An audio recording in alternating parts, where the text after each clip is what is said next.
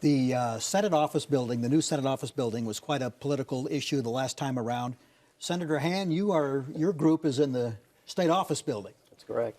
There will be offices for your members in the new Senate office building. You've decided not to go this year, and I guess the governor says that's fine.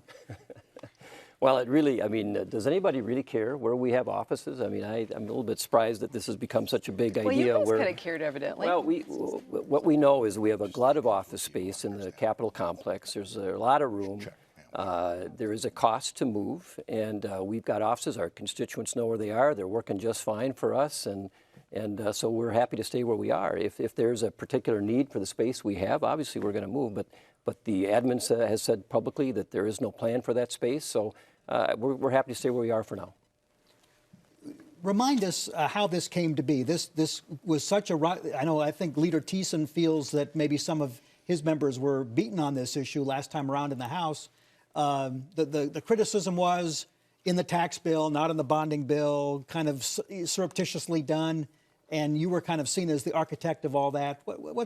Is there a real story here? Or? Well, I think the Senate has always been a disjointed body. You know, we've had a Democrats with the majority party officed in the Capitol in a building that was never intended to be an office building. Constituents would come, they couldn't find people. They're stuffed into closets and little offices all over the building behind columns.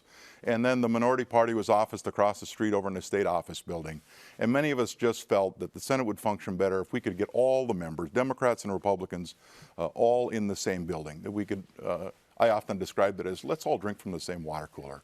And I think the Senate will be a better body if we're in the same place and have to, network with each other day in and day out. And I know the reviser of statutes, and for those viewing, that's our battery of attorneys that do our bill drafting and actually draft the language that goes into law.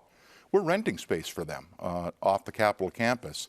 And they need more space based on some things the legislature did recently, requiring them to electronically put all the administrative rules online. So she's going to have to add even additional staff of complement that we're going to have to rent additional space for. It just seems like they have a very strong interest in moving into the state office building where the rest of their employees are currently housed. It seems like this is a good opportunity to get all of the revisers' people into the same space, quit renting space for public employees off the campus. So okay. It seems like the right thing to do. Is it a campaign issue in 2016? Well, the fact of the matter is, with all due respect to Senator Bach, it was a big cost to taxpayers, and I'm still not convinced that there is a need. And just the fact that Senator Han and his caucus isn't going to be moving over there kind of shows the fact that maybe the building wasn't necessarily needed.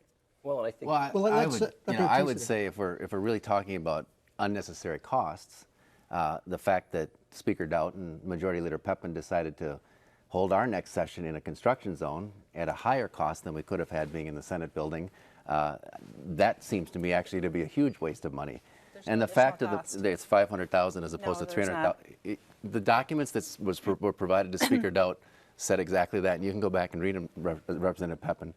But the fact of the matter is, more importantly than that cost, this is a construction zone. We ended the last session in probably the worst fashion that we've ever ended a session in my memory. The public was completely excluded from any discussions. They were locked out of having any input. We passed a bill in the last 2 minutes of session that no one had read, even the Speaker, even Majority Leader Pepin. It wasn't even hardly, I don't even know if it was complete. And then we had to come back for a special session to try to work that out. We're now going into a session where the public will not even be able to get into the Capitol building to watch us debate anything. There's going to be you're not allowed to come in here sign on the door. That seems absurd to me, and it's just emblematic, I think, of the problem that we have in this state with the lack of public input and public access that really is fundamentally undermining people's trust in government. And I think it's a huge problem. Well, there was no public input or public discussion about the new building. That is absolutely not true. And in the Senate, actually, as you know, they held a hearing on it. So you don't be furthering myths, Representative Senator Han. They did not put it into a bonding bill and did not go through the process. It did go through the process. There was a hearing in the Senate. But the point is that we have an excess of space in the Capitol complex. We've got a lot of empty offices. And yes, I've heard the revisers are in a space off of campus or paying rent. They have a lease, I think, until 2018. They have made no attempt to cancel that lease, and as the admin people have said, they have no plan for the space we are in. The truth is, we have a glut of office space. Building the new building wasn't an absolute necessity, and when it comes time for us to move, we're happy to move. But right now, we just like to stay Just where when we we get you going, the time runs out. Thanks, one and all. Happy Thanks. Thanksgiving. Appreciate it. And thank you for watching, too. We're going to be back next time in our regular